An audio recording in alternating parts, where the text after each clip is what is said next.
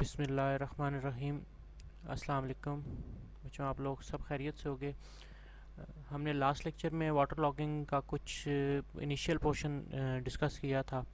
आज हमने आगे मूव करना है, उसका जो पोर्शन हम जहाँ तक कर चुके थे आज हम उसकी फिजियोलॉजी की तरफ मूव करेंगे। लास्ट लेक्चर हमने effects of water logging particularly metabolism के ऊपर हमने वाटर एंड न्यूट्रिएंट रिलेशनशिप पे एंड किया था। आज हम आगे मूव कर रहे हैं।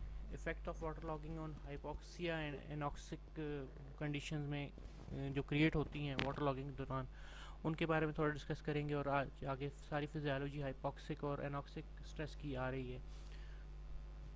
प्लांट्स जब भी फ्लडिंग कंडीशन में या वाटर लॉग कंडीशन में ग्रो कर रहे होते हैं या उनको ऐसी कंडीशन को फेस करना पड़ता है, तो सबसे इम्पोर्टेंट चीज़ ये होती है कि उनकी रूट की जो एक रेस्पायरेशन का मैकेनिज़्म है जिसमें ऑक्सीजन की सप्लाई है वो रुकना शुरू हो जाती है या बिल्कुल स्टॉप हो जाती है, बिल्कुल रुक जाती है। तो ये दोनों कंडीशन उनकी ग्रोथ को बुरी तरह से इम्पेक्ट करती है। तो plant under this water logging condition दो तरह के फिजियोलॉजिकल फिनोमेनास को फेस करते हैं। पहला है हाइपोक्सिया।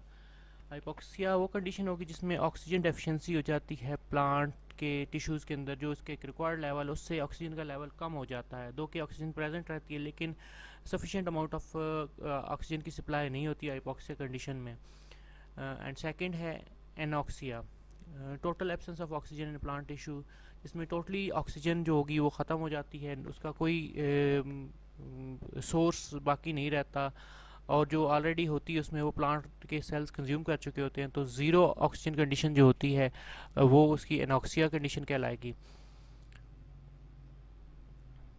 तो आज हमने जो बेसिक चीज़ें डिस्कस करनी है, physiology of hypoxic and anoxic stresses, इन दोनों की वजह से जो है क्या फिजियोलॉजी क्रिएट होती है और फिजियोलॉजिकल रिस्पॉन्सेज क्या हैं प्लांट्स के, उस पर आते हैं। तो सबसे पहले आता है बेटा जो हाइपोक्सिक या एनॉक्सिक स्ट्रेसेस हैं, ये दोनों सबसे पहला दो तरह के इम्पेक्ट क्रिएट करती हैं।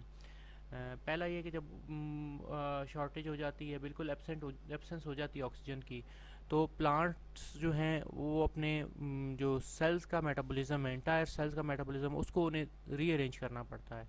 तो फर्स्ट इसमें आ जाता है fundamental rearrangement of entire cell metabolism, पूरे सेल का जो मेटाबॉलिज्म है उसे उन्हें चेंज करना पड़ता है। सेकेंडली सेकेंड एडाप्टेशन जो प्लांट के अंदर आती है वो इंश्योर करने की कोशिश करते हैं कि transportation of oxygen from the aerial parts to the parts localized in anoxic environment।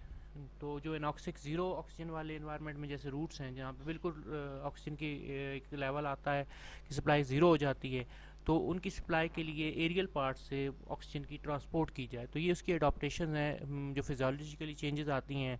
अब उसके लिए सेल का, जैसे पहले वाले पोर्शन में मेटाबॉलिज्म वो चेंज करते हैं, कुछ मैकेनिज़्म वो हैं, और ऑक्सीजन की ट्रांसपोर्ट एरियल पार्ट से जो रूट्स की तरफ है उसको करने के लिए वो उन्हें अपने जो सेल्स के स्ट्रक्चर्स हैं, कनेक्टिव टिश्यूज़, और जो उनका एक स्टेम का टिश्यू है उसके अंदर काफ़ी सारी मॉडिफिकेशन करनी पड़ती हैं।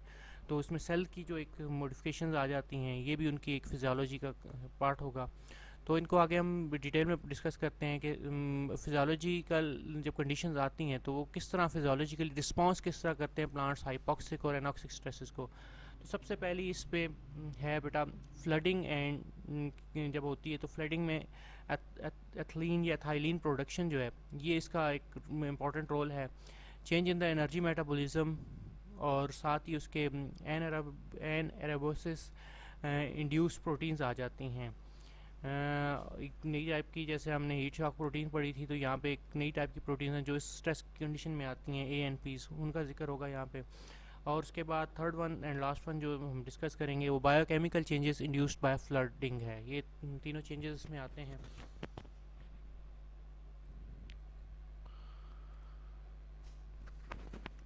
Responses of hypoxic anoxic stress में हमने जो पहली फर्स्ट टाइप पढ़ी है कि flooding and flooding induced ethylene production, इस पे आते हैं।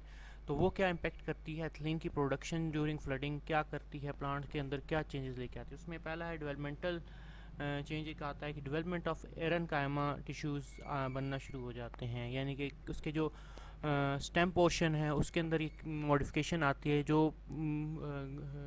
रूट्स के की ऑक्सीजन सप्लाई को रिस्टोर करने के लिए हेल्प करता है, जो एरियल पार्ट्स की ऑक्सीजन है या सराउंडिंग एयर से ऑक्सीजन को पिकअप करके और रूट्स तक पहुंचाने का जो फंक्शन है वो ये एरनकाइमा टिश्यूज़ करते हैं। तो ये बेसिकली जो इनकी प्रोडक्शन है एरनकाइमा की एथिलीन गैस जब प्रोड्यूस होती है उस पर डिपेंडेंट होती है। एथिलीन गैस हम पहले पढ़ चुके हैं, थाइलिन गैस, एथिलीन जो है उसकी प्रोडक्शन ड्यू टू द एक स्ट्रेस कंडीशन का एक सिग्नल के तौर पे वर्क करती है और वो प्लांट्स की रूट्स में प्रोड्यूस होना शुरू होती है और रूट्स के भी जो हाइपोक्सिक रीजन्स हैं वहाँ पे वो प्रोड्यूस होती है और रूट से प्रोड्यूस होकर वो लीव्स की तरफ जाना शुरू हो जाती है। तो फ्लडिंग कंडीशन के अंदर एथिलीन की प्रोडक्शन स्टार्ट होती है और ये गैस क्या जो गैस एथिलीन गैस है ये टिश्यूज़ के अंदर मॉडिफिकेशन लेके आती है और एरनकाइमा टिश्यूज़ यानी कि गैस स्पेसेस क्रिएट करती है with in the plant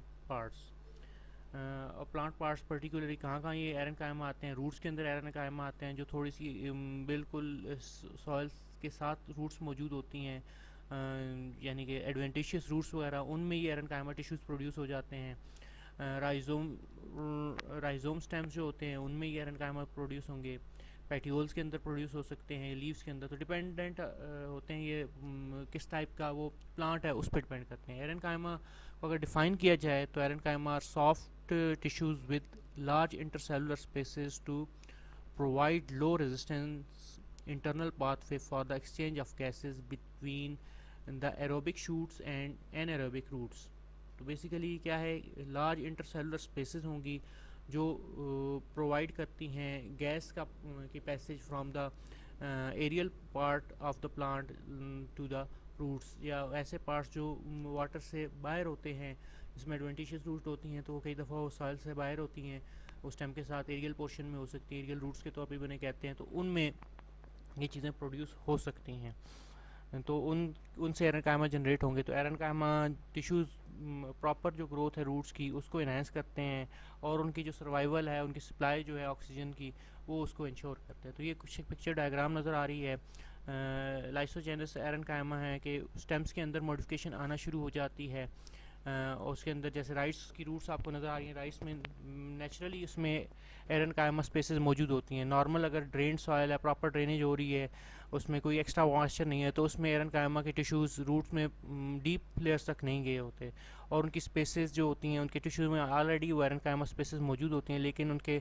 stele या कॉर्टेक्स के जो सेल्स हैं उनमें स्पेसेस वो कम होती हैं। लेकिन अगर वो वाटर लॉक कंडीशन में, सबमर्ज कंडीशन में राइस को ग्रो किया जाए तो ये स्पेसेस बढ़ना शुरू हो जाती हैं और एरनकाइमा की जो ग्रोथ है वो डाउनवर्ड मूव करना शुरू हो जाती है। तो इस तरह रूट्स को ऑक्सीजन की सप्लाई होती है। आपको एक रूट्स का सेक्शन नज़र आ रहा है। इस तरह यहाँ देखा जाए मेज़ के अंदर, तो मेज़ के अंदर एरनकाइमा इनिशियली उनके कॉर्टेक्स में नहीं होते, उसकी सप्लाई बहुत कम होती है, अगर हों भी तो बहुत नॉमिनल से होते हैं। लेकिन जब वाटर लॉक कंडीशन में आते हैं तो स्पेसेस क्रिएट होना शुरू हो जाती हैं, जैसे आपको यहाँ पे नज़र आ रही होंगी इस सेल के अंदर। और उसकी एग्जांपल ये नज़र आ रही है आपको, इसके कॉर्टेक्स के अंदर ये परफोरेटेड होल्स नज़र आ रहे होंगे। ये उसके होल्स जो हैं ये रिप्रेजेंट कर रहे हैं उनको जो पर्टिकुलर उसकी एक कह सकते हैं पर्टिकुलर पैसेज का वे शो कर रहे हैं जिसके थ्रू वाटर गैसेज जो हैं वो from the aerial parts, leaves, petioles वगैरह और एरियल रूट से ट्रांसपोर्ट होती हैं और रूट सिस्टम में वो जाती हैं। फ्लडिंग एंड एथिलीन प्रोडक्शन वाले टॉपिक के अंदर हमारा एक और जो उसमें सेकंड चेंज आती है वो लीव्स की ओरिएंटेशन और स्टेम्स की ओरिएंटेशन पे। Leaf and stem orientation change होना शुरू हो जाती है। लीव्स और स्टेम्स जो हैं वो जिस डायरेक्शन में, जिस स्ट्रक्चर के साथ वो मौजूद होते हैं वो स्ट्रक्चर अपना चेंज करना शुरू कर देते हैं। तो पेट्यूल एपिनेस्टी स्टार्ट हो जाती है इन रिस्पॉन्स टू फ्लडिंग, और ये एक एडेप्टिव रिस्पॉन्स है विच प्लांट्स को ये एनेबल करता है कि प्लांट्स स्ट्रेस के अंदर वो रह सकें। एपिनेस्टी बेसिकली एक कह सकते हैं बिहेवियर है जिसमें ड्यूरिंग फ्लडिंग मोस्टली कॉमनली ये शो होता है, जिसमें रूट्स ऑफ द प्लांट या से में जब फ्लडिंग होती है तो लीफ सेल्स या स्टेम सेल्स जो होते हैं स्पेशली उनकी जो आउट ग्रोथ है बॉटम एरियाज जो हैं उसके डाउनवर्ड जो पोर्शन होते हैं उनकी ग्रोथ बढ़ जाती है, जिसकी वजह से लीव्स कर्लिंग स्टार्ट हो जाती है, या लीफ का ड्रॉप हो जाना, बेंड हो जाना, लीव्स का बेंडिंग स्टार्ट हो जाती है, स्टेम्स की बेंडिंग स्टार्ट हो जाती है, उनकी जो एक नॉर्मल पोजीशन है उससे वो चेंज हो जाते हैं। तो पेट्यूल एपिनेस्टी बेसिकली क्या है, bending of the leaf petioles है, या अगर स्टेम्स के अंदर आ रही है तो स्टेम्स की बेंडिंग जो है due to the over growth of outside cells of the bottom side पे जो सेल्स होंगे, या आउटसाइड सेल ऑफ स्टेम होंगे, या लीफ के बॉटम सेल्स जो होंगे उनकी ग्रोथ बढ़ जाना, वो उसमें बेंडिंग क्रिएट करेगी।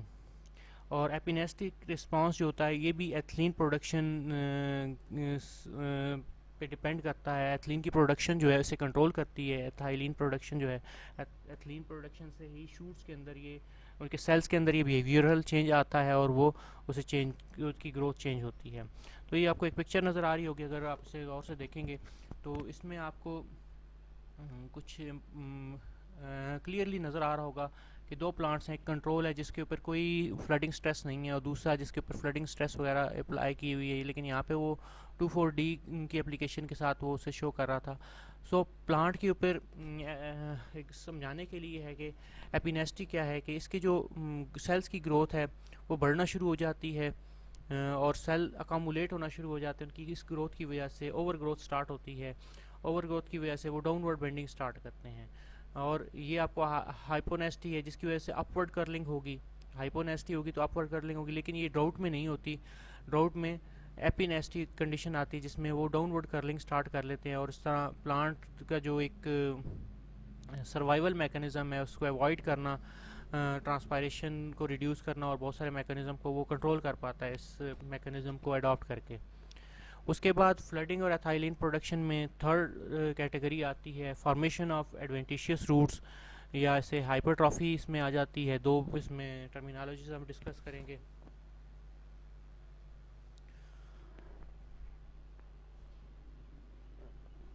फ्लडिंग इंड्यूस करती है hypertrophy at the base of stem. Stem के साथ आउटग्रोथ स्टार्ट हो जाती है। जो स्टेम की बेस होगी जो वाटर से अबव होगी, वो जो वाटर से अबव उसकी बेस मौजूद होती है, जो वाटर से मर्ज की हुई बेस होती है स्टेम की, वहाँ पे नई आउट ग्रोथ स्टार्ट होना शुरू हो जाती है। Outgrowth, enlargement of plant tissues, excessive और increase number of plant cells की ग्रोथ है, तो ये सेल्स की ग्रोथ स्टार्ट हो जाती है। लेटर ऑन ये इस ग्रोथ जो होगी, हाइपरट्रॉफिक ग्रोथ जो होगी, ये रूट्स में कन्वर्ट होना शुरू हो जाती है, एडवेंटिशियस रूट्स में। और कई दफ़ा जो स्टेम्स प्लांट्स इनकी एडवेंटिशियस जिनकी ओल्ड रूट्स मौजूद होती हैं स्टेम के साथ, वहाँ पे वो रिप्लेस करके उनको, उन ओल्ड रूट्स को रिप्लेस करके एडवेंटिशियस रूट्स क्रिएट करते हैं। ऑक्सिन्स और एथाइलिन वगैरह की जो है इंडक्शन एडवेंटिशियस रूट्स की फॉर्मेशन में बहुत इंपॉर्टेंट रोल प्ले करती है। आपको भी इसके बारे में पिक्चर दिखाता हूँ थोड़ा सा, उससे आपको ज़्यादा क्लियरली इसे अंडरस्टैंड होगा। तो एथिलीन की प्रोडक्शन जैसे हम पीछे डिस्कस कर चुके हैं कि वो एरेनकाइमा सेल्स की प्रोडक्शन को एनहांस करती है। एरेनकाइमा सेल्स की प्रोडक्शन के बाद हमने अभी डिस्कस किया था कि वो लीव्स की बेंडिंग वगैरह क्रिएट करती है, और जिसे एपिनेस्टिक ग्रोथ कह सकते हैं। और उसके बाद ये एडवेंटिशियस रूट्स की फार्मेशन में भी एथिलीन का रोल है। तो ये एथिलीन गैस बेसिकली एक उसका टॉलरेंस मैकेनिज्म में आ जाता है, जो हाइपॉक्सिक और एनॉक्सिक स्ट्रेसेस के रिस्पांस में एज अ फिजियोलॉजिकल रिस्पांस के तौर पे वर्क करती हैं। अब जैसे आपको यहाँ नज़र आ रहा होगा कि एक टॉप पे पिक्चर ए में, जैसे ये पिक्चर ए आपको नज़र आ रही है, तो प्लांट ए को सेवन डे को प्लांट ए जो है उसकी पिक्चर आपको नज़र आ रही होगी। सबमर्ज वाटर कंडीशन में जब ग्रो होता है तो आफ्टर 7 डेज स्टेम का जो पोर्शन वाटर से अबव मौजूद है, ये शुगर केन को दिखाया गया है, तो वहाँ से रूट्स जनरेट होना शुरू हो जाती हैं।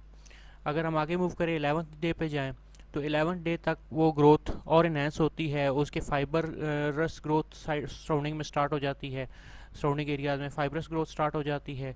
और अगर 18 डे के बाद उसे ऑब्ज़र्व किया जाए 18th डे को, तो 18th डे को पे देखा जाए तो जो उसकी ब्रांचिंग स्टार्ट हुई है वो और ज़्यादा डेंस होना शुरू हो जाती है। तो ये एक अडॉप्टेशन है, और इनमें एरेनकाइमा टिश्यूज़ भी क्रिएट होंगे। वो एरेनकाइमा टिश्यूज़ जो बॉटम में रूट्स मौजूद हैं वहाँ तक कनेक्टिविटी प्रोवाइड करेंगे। आफ्टर डे 25 इस कंडीशन में चले जाते हैं। ओवरऑल अगर एंड तक देखा जाए तो प्लांट जो होगा उसकी कंप्लीट ग्रोथ होने तक वो बहुत सारी परफोरेटेड किस्म की एडवेंटिशियस रूट्स को ग्रो कर लेगा। ये ग्रोथ प्लांट को एक तो ऑक्सीजन की सप्लाई प्रोवाइड करती है, for proper aspiration of roots और न्यूट्रिएंट अपटेक को इन्हांस करने में हेल्प करती है। बेसिक जो कंपोनेंट है एडवेंटिशियस रूट का, वाटर और न्यूट्रिएंट्स के अपटेक को इन्हांस करना है। और ड्यूरिंग द फ्लडिंग कंडीशन ये फ्लड रेजिस्टेंट प्लांट्स के अंदर एडवेंटिशियस रूट्स बहुत ज़्यादा फैसिलिटेट करती हैं uptake of water and nutrients को। जो फ्लड ससेप्टेबल प्लांट होंगे वो तो ये चीज़ें प्रोड्यूस नहीं कर पाते, उनकी तो डेथ हो जाती है। लेकिन जो रेजिस्टेंट होते हैं, हाईली रेजिस्टेंट प्लांट्स होते हैं, वो इन मैकेनिज़्म के थ्रू अपनी ग्रोथ के मैकेनिज़्म को अडॉप्ट करने के बाद इजीली ग्रो कर पाते हैं।